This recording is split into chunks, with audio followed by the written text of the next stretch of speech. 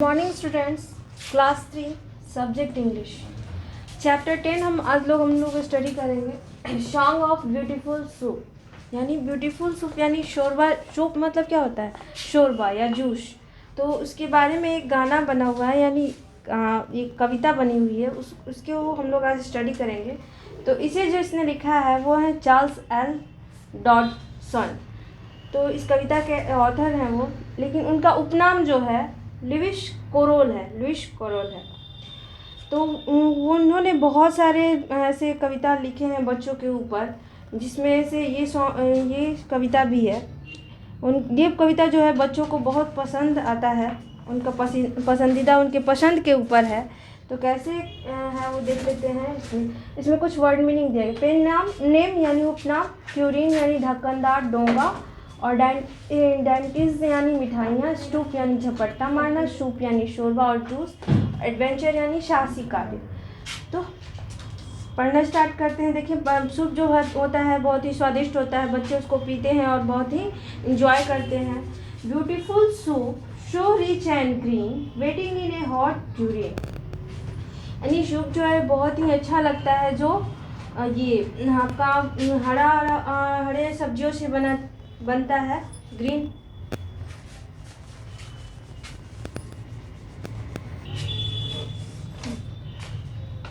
बच्चों को जो होता है सूप बहुत पसंद होता है। तो सूप जो है वो ग्रीन वेजिटेबल्स से बना होता है, बहुत सारे वेजिटेबल्स से बना होता है जूस, और बहुत ही पोषक होता है। तो बच्चे जो है उसको एक बहुत ही इंतज़ार करते हैं कि कैसे हमें गरम गरम सूप जो है हॉट बर्तन में जो है रखनदार डोगा में जो है हमें सूप मिले और हम उसको पिए। Who for such is would not stoop, soup of the evening beautiful soup, soup of the evening beautiful soup. यानी इसके आगे जो है बच्चे मिठाइयों पर भी झपट्टा नहीं मारते हैं, उसके ऊपर भी उतना इंटरेस्ट नहीं दिखाते हैं जितना वो सूप को पसंद करते हैं।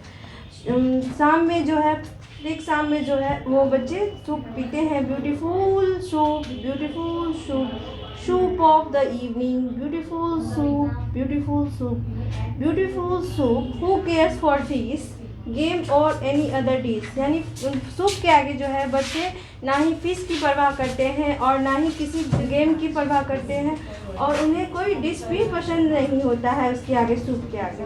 तो who would not give all else for two, penny worth only of beautiful soup, penny worth only of beautiful soup. यानी उन्हें किसी चीज़ की परवाह नहीं होती है, उन्हें कोई कितना भी कुछ दे दे तो उसके वो सूप के आगे उन लोगों को कुछ नहीं अच्छा लगता है।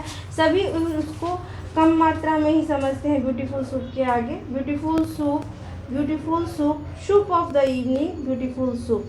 तो ये आप ये राइम्स जो है आप इसको स्टडी करेंगे और याद करेंगे और एंजॉय करेंगे। Thank you. नेक्स्ट अगले क्लास में।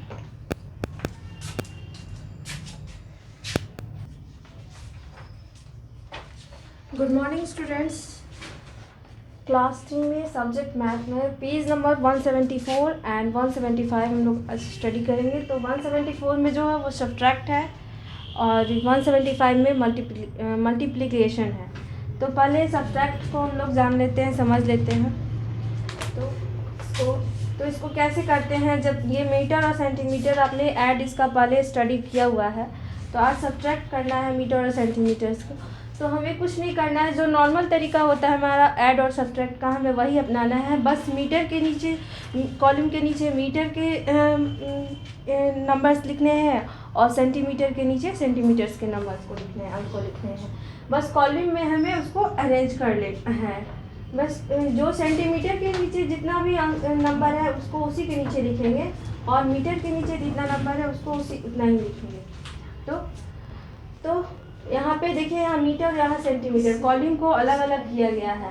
तो सबसे पहले तो इसको जो नॉर्मल तरीका होता है सब्ट्रैक्ट को, हमें वही अपनाना है। ऐड में भी वही है, जो नॉर्मल तरीका जिस तरीका से हम लोग ऐड करते हैं, सब्ट्रैक्ट करते हैं, मल्टीप्लाई करते हैं, उसी तरह से मीटर और सेंटीमीटर को भी करते हैं। बस उनके कॉलम को हमें अरेंज करना होता है।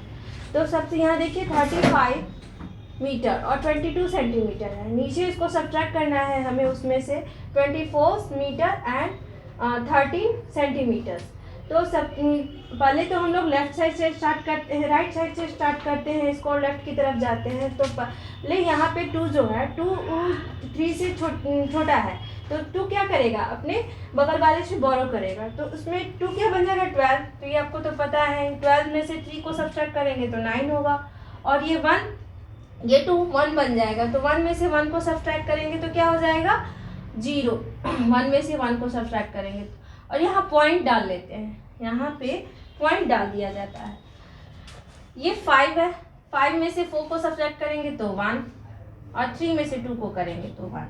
तो हमारा कितना आंसर हुआ, 11 मीटर और 0.09 सेंटीमीटर।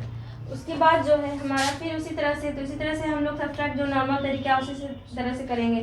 ये क्या बन जाएगा, ये 0 और ये 8 है, तो 0 छोटा हुआ, तो 0 क्या करेगा, बोरो करेगा, तो 10 बनेगा। 10 में से 8 को सब्ट्रैक्ट करेंगे तो यहाँ पे 2 होगा।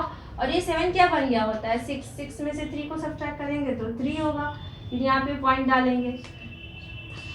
और ये तो 0 पे 8 है, तो 0 10 बनेगा, बोरो करेगा, 8 से लेगा तो, और 10 से में से 2 को सब्ट्रैक्ट करेंगे तो क्या हो जाएगा, 8। और 8 जब इसको दे दिए रहता है तो क्या बन गया, ये 7 हो गया। 7 में से 5 को सब्ट्रैक्ट किए तो 2 हुआ। और यहाँ पे 7, फिर 7 में से 2 को सब्ट्रैक्ट किए तो 5। तो ये कितना हुआ, 528 मीटर 32 सेंटीमीटर। फिर उसी तरह से 6 में से 2 को सब्ट्रैक्ट करेंगे तो 4, 8 में से 5 को करेंगे तो 3 डालेंगे यहाँ, 3 में से 2 को सब्ट्रैक्ट करेंगे तो 1। 7 है, 7 तो 8 से छोटा है, तो 7 बोरो करेगा अपने बगल वाले से, यानी 3 से लेगा, 3 इसको देगा तो ये 17 होगा। 17 में से 8 को सब्ट्रैक्ट करेंगे तो 9 होगा। और ये 3 क्या बन गया रहता है, 2 में से 1 को सब्ट्रैक्ट किए तो 1। तो ये क्या हुआ, 191 मीटर 34 सेंटीमीटर।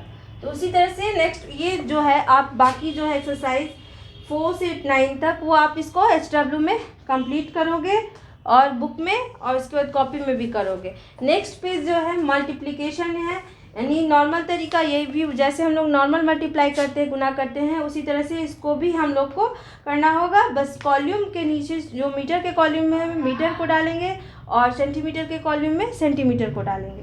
तो सबसे पहले तो यहाँ पे हम कॉलम लिख देंगे ऊपर मीटर सेंटीमीटर। मीटर 62 है, सेंटीमीटर 55 है, इसको 2 से मल्टीप्लाई करना है। तो जो नॉर्मल तरीका है हम लोग का उसी तरह से करना है। 5 2 10 का 0, 1 कैरी किए तो 5 2 10 और 1 11 का 1, फिर 1 कैरी किए, 2 2 4 और 1 5, ये 6 2 12। तो ये कितना हुआ, 125 मीटर और 10 सेंटीमीटर। नेक्स्ट है आपका 78 मीटर 32 सेंटीमीटर। तो इसको भी उसी तरह से मल्टीप्लाई करेंगे। 3 2 6, 3 3 9, 8 3 24 का 4, 2 कैरी किए, 7 3 21 और 2 23। तो ये कितना हुआ, 234 मीटर और 96 सेंटीमीटर। यहाँ पे 4 2 8, 8 4 32 का 2, 3 कैरी करना है, तो 3 हम क्या करेंगे, मीटर में देंगे। तो 4 9 36 और 3 39 का 9, 3 कैरी किए, 4 3 12, 12 और 3 15, 159 मीटर 28 सेंटीमीटर। तो इस तरह से जो है अपने यहाँ पे आपको सब्ट्रैक्ट और मल्टीप्लाई दोनों बता दिया है। दोनों पेज आपको क्या करना है, कंप्लीट करना है बुक में और कॉपी में। 2 पेज नंबर होमवर्क है आपका।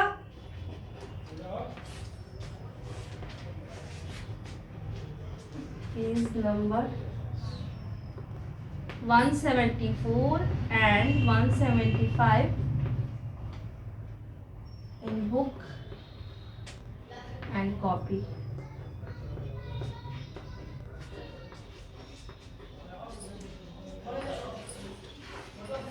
Thank you. नेक्स्ट अगले क्लास में।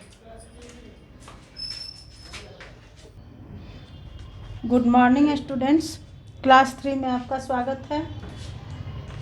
आज हम हिंदी में पाठ 11 पढ़ेंगे, जब मैं पढ़ता था। इस कहानी को गांधी जी ने स्वयं लिखा है, जब गांधी जी छोटे क्लास में थे 2 या 3 में, तब की बात उन्होंने बाद में लिखा है। इसको आज हम देखेंगे।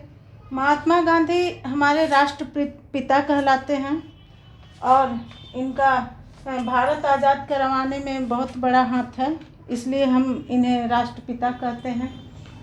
आइए देखते हैं शब्दार्थ। साहसी, हिम्मती, उदार, खुले दिल का, पितृभक्ति, पिता का भक्त, सत्यवादी, सच बोलने वाला, छात्रवृत्ति, वजीफा, आचरण, व्यवहार।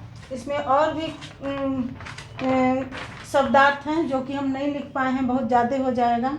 इसको आप HW में पूरा शब्दार्थ को याद करेंगे और लिखेंगे कॉपी में और कहानी पढ़ेंगे। अब कहानी की तरफ चलते हैं।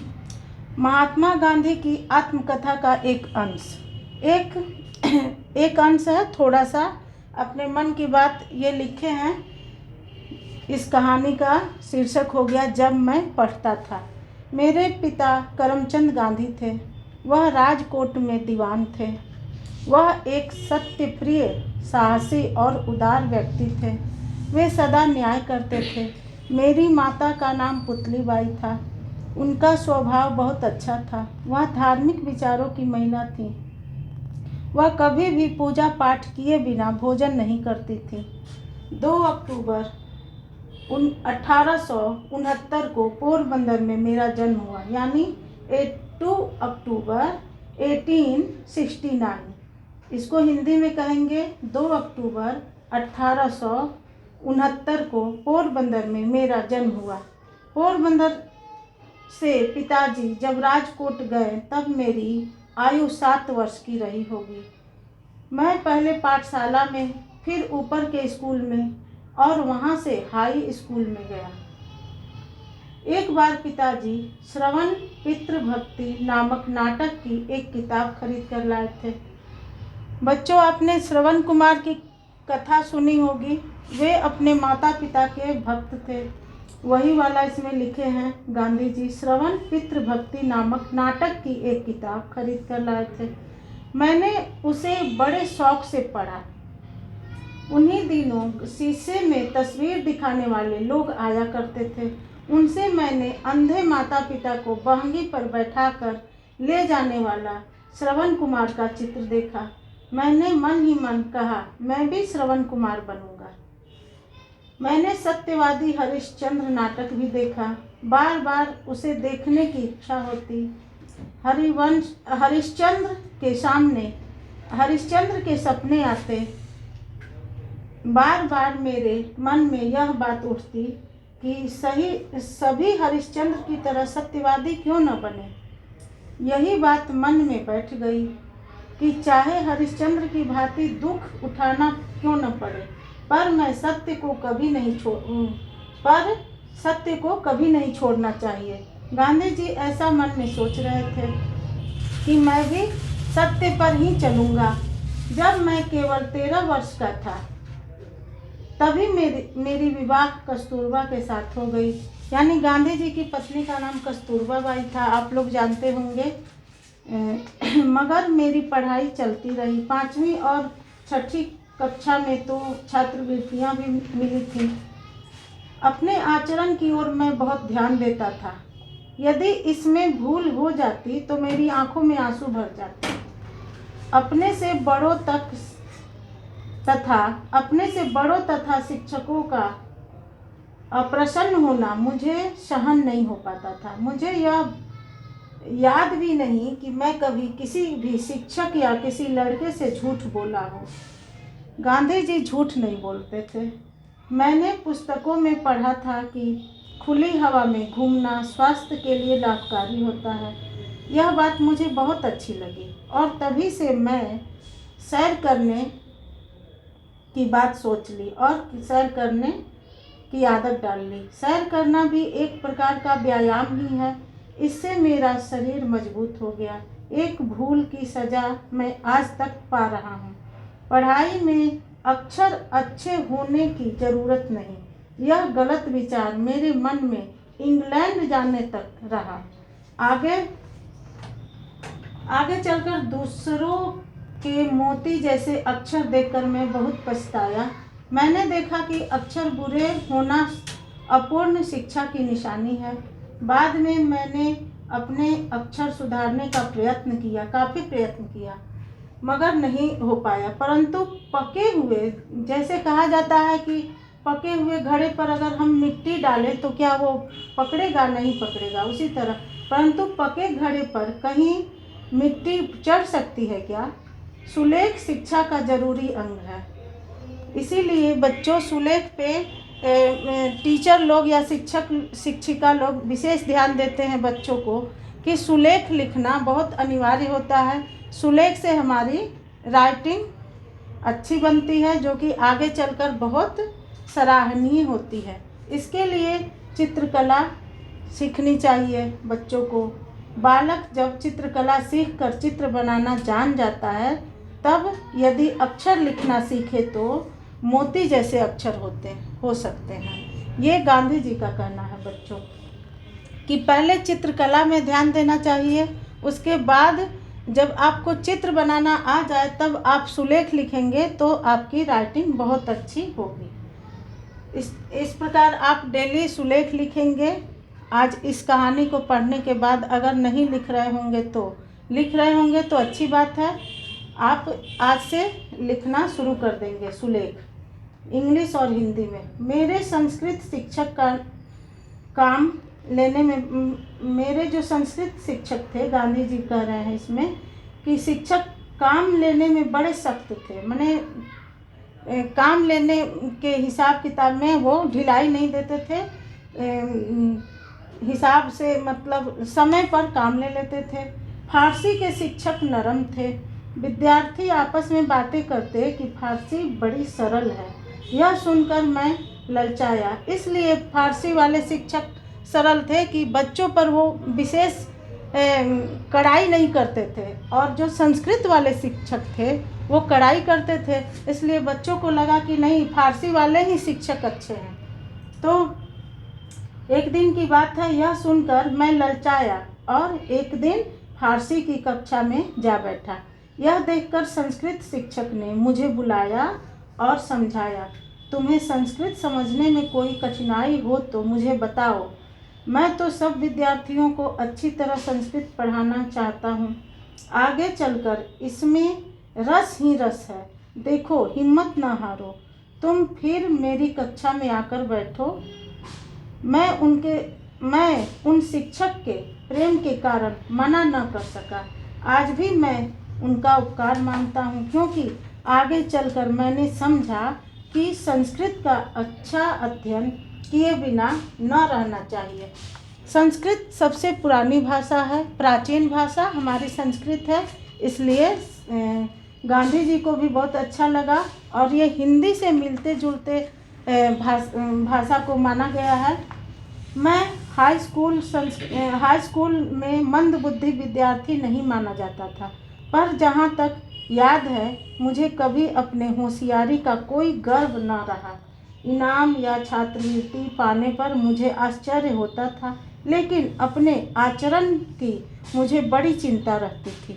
मेरे हाथों कोई ऐसा काम न हो जाए जिसके लिए शिक्षक को मुझे दंड देना पड़े। मुझे याद है कि एक बार मुझे मार खानी पड़ी थी। मुझे मार का दुख न था, पर मैं दंड का पात्र समझा गया। इस बात का बड़ा दुख था। यह बात पहली या दूसरी कक्षा की है। इस कहानी को कौन लिखा है? पहले मैंने बताया, मोहनदास करमचंद गांधी। मोहनदास का गांधी जी का पूरा नाम था मोहनदास करमचंद गांधी। और यहाँ पे दिया गया है कि अन्य भाषाओं से हिंदी में आने वाले शब्द, स्कूल अंग्रेजी शब्द है, सजा फारसी शब्द है, हाई स्कूल अंग्रेजी है, ज़रूरत अरबी भाषा है, किताब अरबी भाषा से लिया गया है, सख्त फारसी भाषा से लिया गया है। वर्तनी इसको आप पढ़ें और शुद्ध बोलें। Thank you. नेक्स्ट क्लास में